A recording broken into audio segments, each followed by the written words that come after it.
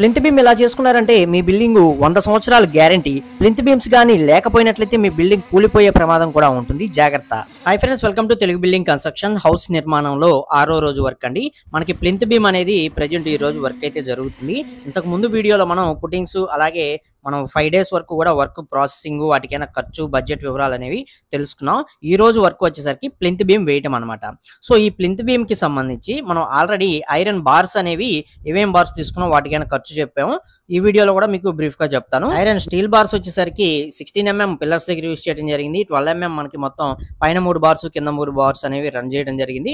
అలాగే పిల్లర్స్ దగ్గర 16 mm bars use చేయడం జరిగింది. స్టిరప్స్ రింగ్స్ కి వచ్చి మనకి 8 mm బార్స్ అనేవి యూజ్ చేయడం జరిగింది. బైండింగ్ వైర్లు, బ్రికెట్స్ ఇవన్నీ కలుపుకొని ఇంచుమించుగా 55,100 రూపాయల దాకా ఖర్చు అనేది అవడం జరిగింది అనమాట. అలాగే సెంట్రింగ్ బోర్డులు పెట్టడం అండి.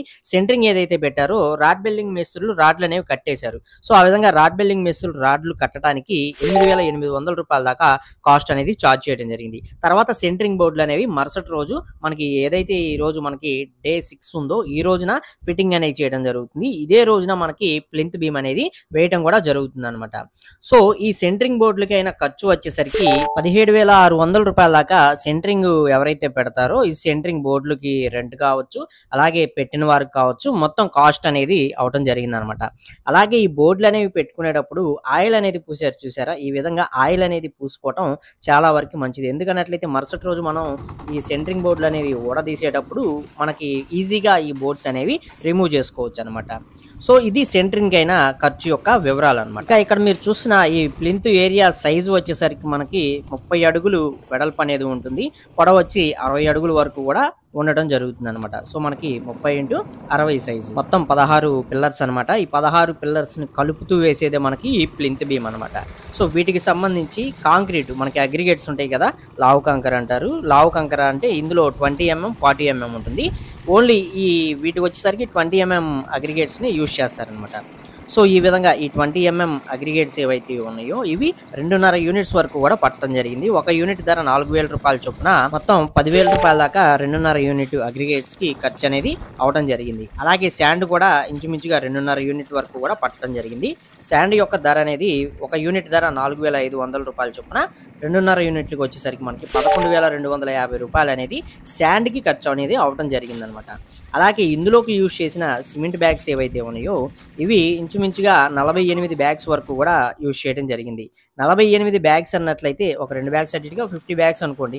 సో ఇలా 48 బ్యాగ్స్ కి మనకి 320 రూపాయల చొప్పున 15,360 రూపాయలు అనేది సిమెంట్ బ్యాగ్స్ కి ఖర్చు అనేది అవడం జరిగింది. అలాగే ముఠా వాళ్ళకండి మొత్తం మనకి ఏదైతే ప్లింత్ మొత్తం వేసి ఇవ్వడానికి ముఠా వాళ్ళు ఉంటారు కదా, ఆ ముఠా వాళ్ళకి అలాగే మిల్లర్ అనేది పెట్టుకున్నారనమాట. ఆ మిల్లర్ కి వీటిలన్నిటికీ సంబంధించి 7,500 రూపాయల దాకా ఖర్చు అనేది అవడం జరిగింది. ఇంకా మేస్త్రి గారికి అయిన ఖర్చు విషయానికి వచ్చినట్లయితే మేస్త్రి గారికి మొత్తం కాంట్రాక్ట్ బేసిక్ లోనే ఉంటుంది. ఏదైతే సెంటరింగ్ అని చెప్పుకున్నామో, రాడ్ బిల్డింగ్ అని చెప్పుకున్నామో ఇవన్నీ కూడా మేస్త్రి గారే ఇస్తూ ఉంటారు అమౌంట్ అనేది మన ఓనర్స్ దగ్గర తీసుకొని.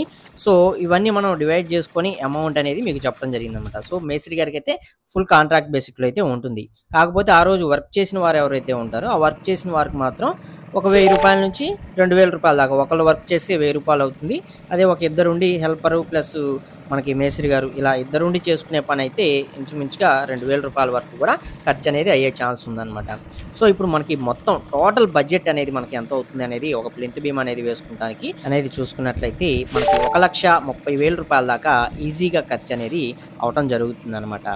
ఇవన్నీ కూడా మనకేంటన్నట్లయితే మనం వేసుకునే ప్లింత్ను బట్టే కాస్ట్ అనేది ఉంటుందండి. ఎందుకన్నట్లయితే మనం ఇక్కడ నిలువుగా వేసుకునే మనం ఏదైతే ప్లింత్ ఉంటుందో వాటిలో మనకి అడ్డ బీములు ఎక్కడ వస్తున్నాయి, ఎన్ని వస్తున్నాయి అనే దాన్ని బట్టి కాస్ట్ డిపెండ్ అయి ఉంటుంది అనమాట. సో ఇక్కడ మీకు ఒక అడ్డ బీమ్ పెరిగినా సరే మీకు ఇక్కడ కాస్ట్ అనేది పెరుగుతుంది అనమాట. ఎందుకంటే దానికి సంబంధించి ఐరన్ ప్రతి ఒక్క మెటీరియల్ కూడా ఎక్కువే పడుతుంది కాబట్టి మీకు ఇక్కడ ఆల్మోస్ట్ కాస్ట్ అనేది పెరగడం జరుగుతుంది. సో ఇవి మనకు వేసుకుంటున్న నిలువు బార్లు ప్లస్ మనకి అడ్డ బీములు ఏవైతే ఉన్నాయో వాటిని బట్టే ఖర్చు అనేది అవుతుంది, గుర్తుపెట్టుకోండి ముఖ్యంగా. సో ఇప్పుడు మీకు ప్లింత్ బీమ్ కి ఎంత ఖర్చు అవుతుంది అనేది ఒక ఐడియా వచ్చింది కదా. ఇప్పుడు అసలు మనకి ఈ ప్లింత్ బీమ్ వల్ల ఉపయోగాలు ఏంటి అనేది తెలుసుకుందాం. అసలు ముందుగా ఈ ప్లింత్ బీమ్ అనేది ఎక్కడ వేసుకుంటారు అన్నట్లయితే ఇది నేలమట్టం వచ్చిన దగ్గర ఈ ప్లింత్ బీమ్ అనేది వేసుకుంటారు. ఎందుకు వేసుకుంటారు అన్నట్లయితే మనకి ఏవైతే మన హౌస్ కి సంబంధించి పిల్లర్స్ అనేవి వేసుకుంటామో ఈ పిల్లర్స్ అన్నిటినీ కలిపి ఉంచేదే ఈ ప్లింత్ బీమ్ అన్నమాట. ఇది వేసుకోవడం వల్ల మనకు భూకంపాలు అలాంటివి ఏమైనా సంభవించినప్పుడు కానీ, లేకపోయినట్లయితే భూమిలో ఏదైనా కదలికలు అనేవి వచ్చినప్పుడు కానీ, మనకి ఏదైనా పిల్లర్ వైపు కొంచెం మట్టి అనేది షింక్ అయ్యి ఆ పిల్లర్ అనేది పడిపోకుండా ఈ ప్లింత్ అనేది మిగతా పిల్లర్స్ తోటి పాటు కలిపి ఆ బిల్డింగ్ యొక్క ఆ పిల్లర్ని ఒక పక్క ఏదైతే షింక్ అవుతుందో ఆ పక్క షింక్ అయిన పిల్లర్ని పడిపోకుండా ఉంచడానికి ఈ ప్లింత్ బీమ్ అనేది హెల్ప్ చేస్తుంది.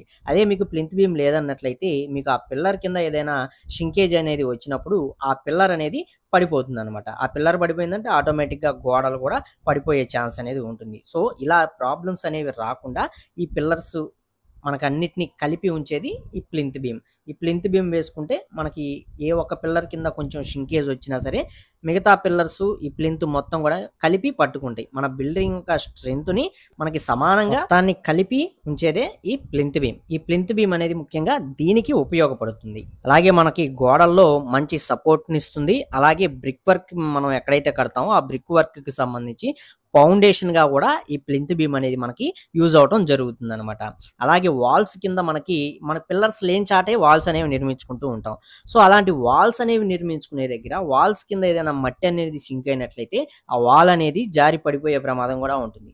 సో అలా జారి పడిపోకుండా ఉంచడానికే ఈ ప్లింత్ బీమ్ అనేది యూజ్ అవుతుంది. పిల్లర్స్ యొక్క స్ట్రెంగ్త్ ని మొత్తంగా మనకి సమానం చేస్తూ గోడలు షింకేజ్ కాకుండా కూడా మనకి ఈ ప్లింత్ బీమ్ అనేది యూజ్ అవుతుంది అనమాట. మధ్యలో ఈ పిల్లర్ టు మనకి పిల్లర్ మధ్యలో ఉండే వాల్స్ కి సంబంధించి. అలాగే నేలలో నుంచి వచ్చే తేమ, మాయిశ్చర్ ఇలాంటివన్నీ కూడా డైరెక్ట్ గా వాల్స్ లోకి వచ్చి షింకేజ్ అవ్వకుండా మనకి చూసుకుంటానికి ఈ ప్లింత్ బీమ్ అనేది చాలా చాలా ఉపయోగపడుతుంది. అలాగే కొంతమంది G+1 హౌస్లు కట్టుకుంటూ ఉంటారు, G+2 హౌస్లు కట్టుకుంటూ ఉంటారు.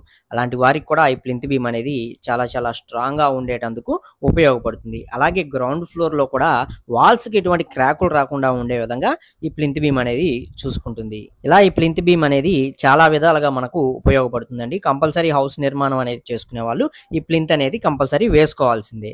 సో ఇప్పుడు మీరు చూసిన ఈ ప్లింత్ మొత్తం కూడా మనకి అడుగు ప్లింత్ బీమ్ అనమాట. అంటే హైట్ అనేది అడుగు ఉంటుంది, వెడల్పు అనేది మనకి 9 ఇంచెస్ అనేది రావడం జరుగుతుంది అనమాట. సో ఇక్కడ మనకి బడ్జెట్ అనేది ఈ ప్లింత్ బీమ్ సైజుని బట్టి కూడా డిపెండ్ అవుతుందండి. ఇది కూడా గుర్తుపెట్టుకోండి. కొంతమంది వచ్చేసరికి సేమ్ మనకి ప్లింత్ బీమ్ అనేది 9 ఇంచ్ వెడల్పు అనేది 9 ఇంచ్ పెట్టుకుంటారు. కాకపోతే హైట్ అనేది 1 ఫీట్ వేసుకోరు అనమాట. వాళ్ళు వచ్చేసరికి 9 ఇంచ్ విడ్త్ 9 ఇంచ్ హైట్ ఉండేటట్లు 9 ఇంచ్ మనకి ఉండే ప్లింత్ బీమ్స్ ను కూడా యూస్ చేసుకుంటూ ఉంటారు. అది వారి యొక్క బడ్జెట్ ని బట్టి అనమాట. సో ఇన్ని విధాలుగా మనకి ఈ ప్లింత్ బీమ్స్ అనేవి వేసుకుంటారు. అలాగే మీరు ఇక్కడ సెంటరింగ్ పెట్టిన ప్లింత్ బీమ్ అనేది చూశారు. ఇలా సెంటరింగే కాకుండా మనకి చుట్టూ కట్టుబడి అనేది కట్టి లోపల మనకి ప్లింత్ బీమ్ కి సంబంధించి కాంక్రీట్ అనేది నింపుతూ ఉంటారు. అలా బ్రిక్స్ కట్టి కూడా ఈ ప్లింత్ బీమ్స్ ని నింపుతారు అనమాట. సో ఆ విధంగా కూడా మనం వర్క్ అనేది చేసుకోవచ్చు. ఇలా చాలా డిఫరెన్స్ టైప్ లో ఈ ప్లింత్ బీమ్ వర్క్స్ అనేవి చేస్తారు. ఇవన్నీ కూడా గుర్తుపెట్టుకోండి. వీటన్నిటికి సంబంధించి మన ఛానల్లో ఫుల్ లెంత్ వీడియోస్ అనేవి ఆల్రెడీ చాలానే చేసాం. వాటికి సంబంధించిన ఇన్ఫర్మేషన్ కూడా మిగతా వీడియోస్ ఏవైతే ఉంటాయో అవి చూసి తెలుసుకోండి. వీడియో నచ్చింది, మీకు ఉపయోగపడుతుంది అనుకున్నట్లయితే తప్పకుండా ఒక లైక్ చేసి సపోర్ట్ చేయండి. ఫస్ట్ టైం కనుక మన ఛానల్ చూసినట్లయితే సబ్స్క్రైబ్ చేసుకోండి. అలాగే పక్కనే ఉండే బెల్ ఐకాన్ అనేది ఆల్ లో పెట్టుకోండి. నెక్స్ట్ డే ఏం వర్క్ జరుగుతుంది అనేది మరొక వీడియోలో తెలుసుకుందాం.